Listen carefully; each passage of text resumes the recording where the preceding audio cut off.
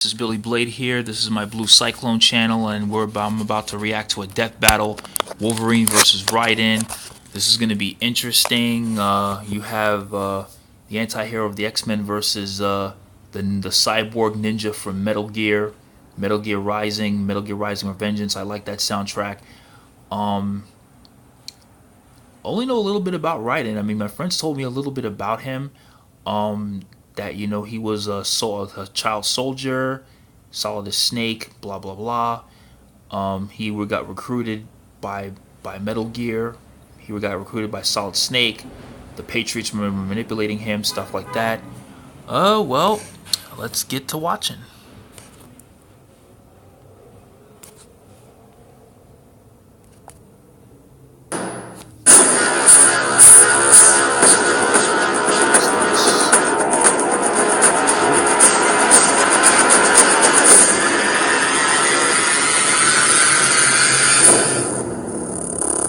Okay.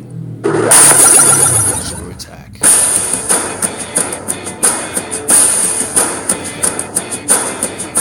Long-range weaponry are effective tools of destruction, but there's just something special about killing up close and personal with a blade. Like Wolverine, the vicious anti-hero of the X-Men. And Raiden, the deadly cyborg ninja from Metal Gear. He's Wiz and I'm Boomstick. And it's our job to analyze their weapons, armor, and skills to find out who would win a death battle. 3 scratches, 3 claws. This is the mark of the Wolverine. But before he was the poster boy of the X-Men, he was born James Howlett in 1886. And he was the wimpiest kid ever. He was tiny and pathetic and sick all the time, but little James wasn't stuck in bed for too long. As he grew up, James started to develop mutant powers, which gave him animal senses and rapid healing. But when the family groundskeeper Thomas Logan murdered his father, James learned he had a more lethal power hidden within. Retractable bone claws? Old Thomas never knew what hit him, or more specifically, what stabbed him to death. But Thomas used his dying breath for the oh-so-original plot twist. I'm your father. Going from 2 dads to 0 in a matter of seconds. Anyway, James took on the name Logan to poorly hide his identity and ran away from home with his childhood friend Rose. But then he accidentally stabbed her to death too. Damn, those things seem really inconvenient. Like a murder erection. Always popping up when you least expect it. You should probably see a doctor. With his healing ability slowing his aging, Logan has lived over 100 years. He fought in both World Wars and Vietnam before joining a special weapons project called Weapon X. This is where he took the name, the Wolverine. But like almost every other secret project ever, it was actually yet another horrifying super soldier project. Whilst there, Wolverine enjoyed such treatments as being cut open repeatedly, having his DNA harvested, and getting his skeleton a pimped-out chrome job. Against Logan's will, a scientist named Dr. Cornelius infused his bones with adamantium, a rare man-made metal alloy. Adamantium is extremely dense and stable on a molecular level, making it reportedly indestructible. Even Thor has a hard time breaking it. And Dr. Scientist also hypnotized Wolverine to erase his memories and turn him into an animalistic killing machine. The result? Well, Wolverine went crazy and slaughtered everyone at Weapon X. So I guess you could say the experiment turned out to be a complete success. Good job, everybody!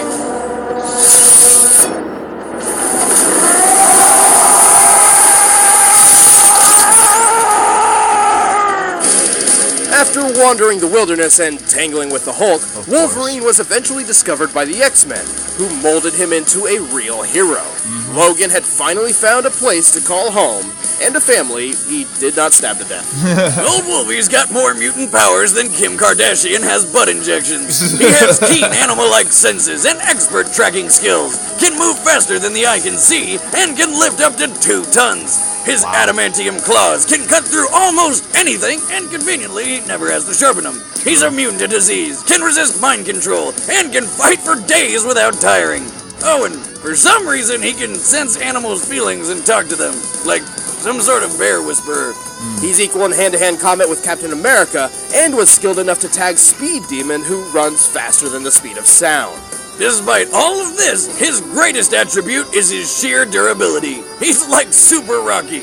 Wolverine has survived hits from Thor and the Hulkbuster, battled with Satan himself, and was once blown up with nothing left but his adamantium skeleton. I read that. Think that stopped him? Hell no! He got back up and beat the ever-living shit out of the emo Bomberman who blew him up in the first place. Jesus Christ! Can anything stop this guy? Well, technically he has died a few times. He even used to have a deal with the Angel of Death to be resurrected should his healing factor ever be overtaxed. But eventually he gave it up in exchange for his soul. Yeah, this actually happened. Wow. However, according to Professor Xavier, leader of the X-Men, Wolverine's healing factor stems from his brain. Ah? Get it? Stem? Like brainstem? Wiz, I'm the funny one. Just stick to being boring. Aw. Anyway, this means Wolverine can be killed by drowning or destroying his brain. But seeing as his brain's protected by a thick adamantium skull, it's probably staying where it is. Still, there's a reason why Logan keeps getting into bad situations like these. He's a lone wolf and doesn't like relying on others. And he's got a bit of a temper. Tell Cyclops I made him a convertible. Piss him off too much! Something snaps and Wolverine will enter the Berserker Rage. In this state, Wolverine loses all self-control and ignores all pain, as he is consumed by the animalistic killer instinct instilled deep within him by Dr. Cornelius all those years ago.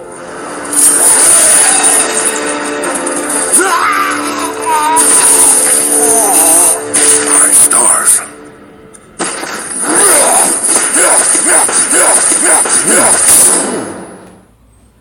Raiden. Born in Liberia, a young boy named Jack lost his parents and was adopted by George Sears, the future president of the United States. Which sounds like a pretty good upside considering, except Sears was actually solid as Snake, a traitor who manipulated world leaders to profit from the war economy. Okay. Oh, and the fact that he killed Jack's parents. I'm your dad now. Being the perfect parent he is, Solidus enlisted Jack in the Liberian Civil War, where he became captain of his own commando unit in the Army of the Devil. It's an army It's of... not an actual army of devils. Oh, damn it.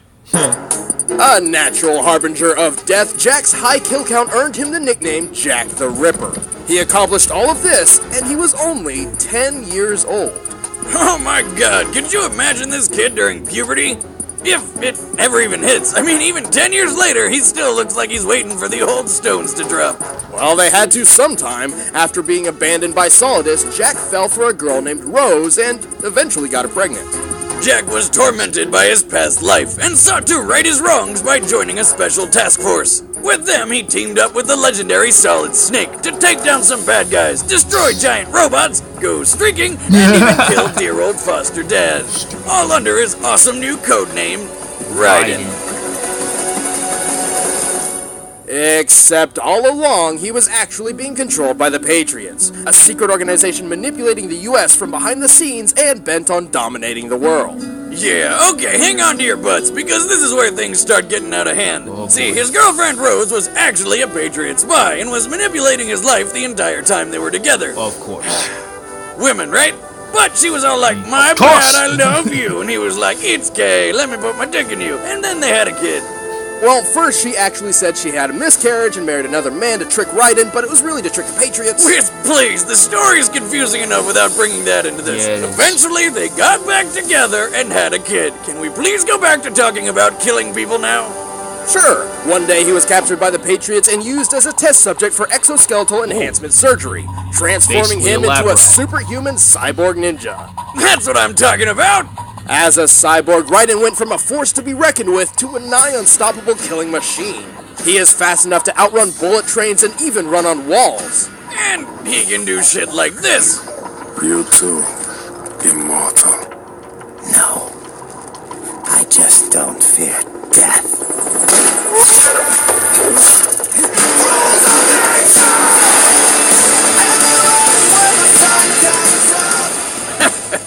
Drugs must be fun. That's not even the half of it.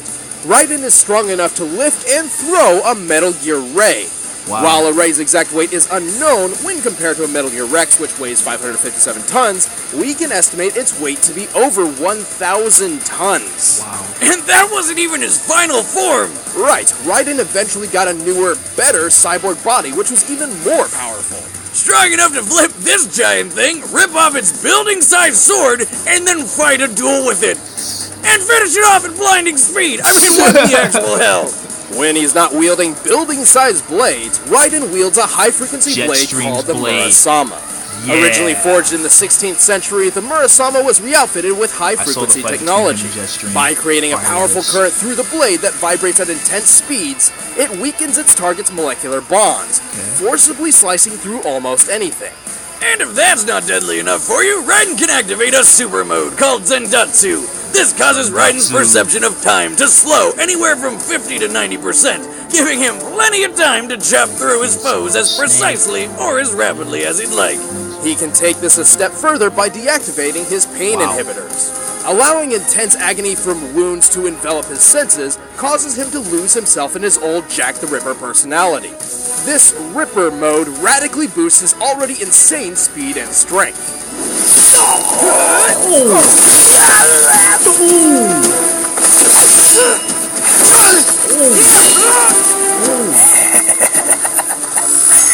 Who's next? But it comes at a price, you know, aside from the whole pain and sanity thing. These enhanced modes rely on a fuel supply, and using them burns through it at a rapid pace. Raiden can only carry enough fuel to sustain these modes for a very limited time, and relies on absorbing more fuel cell electrolytes from enemy cyborgs. Plus, his blood is not natural, and must be changed regularly, like the oil in a car. But still... I am lightning. The rain transformed.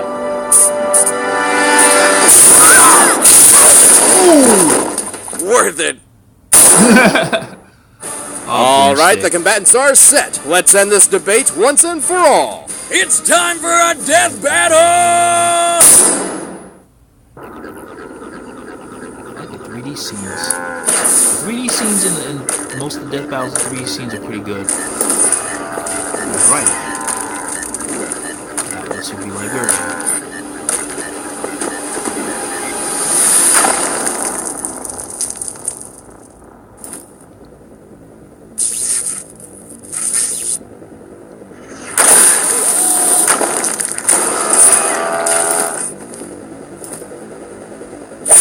Oh, there's Wolverine. Got him.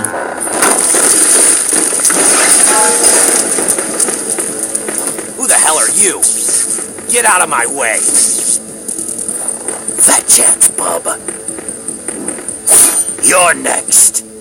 Forward! Here we go.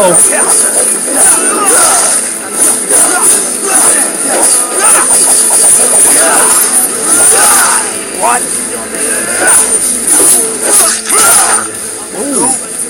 What are you? Gotta admit, that hurt. Recharge. Nice trick, Voltron. I'm actually more human than you. And that's saying something.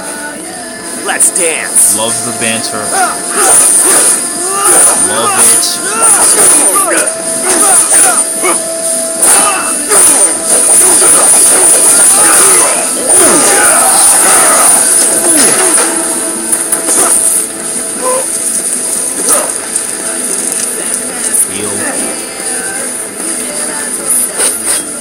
No use hiding, bub.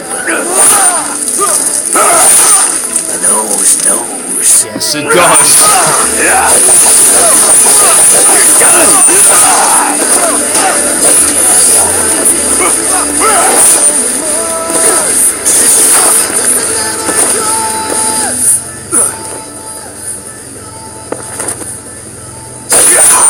What?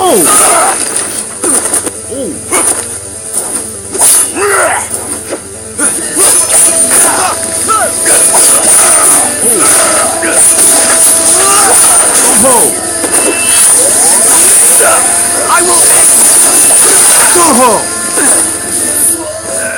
That would have killed a normal person. Are you some kind of cyborg? Well, my bones are covered in the strongest metal around. Does that count? I'll just have to swing harder then.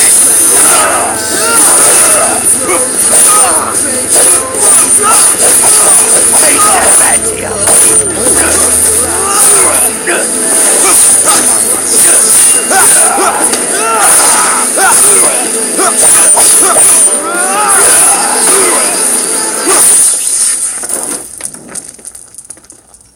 Oh, ouch. All right, Terminator. Now you've got me mad.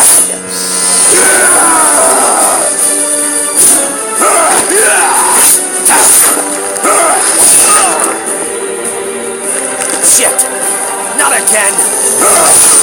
Good night, RoboCop. Oh boy.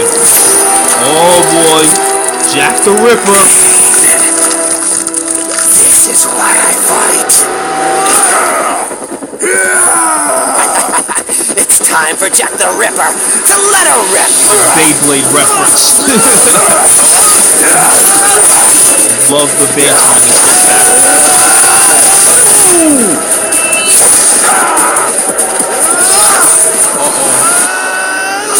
Oh!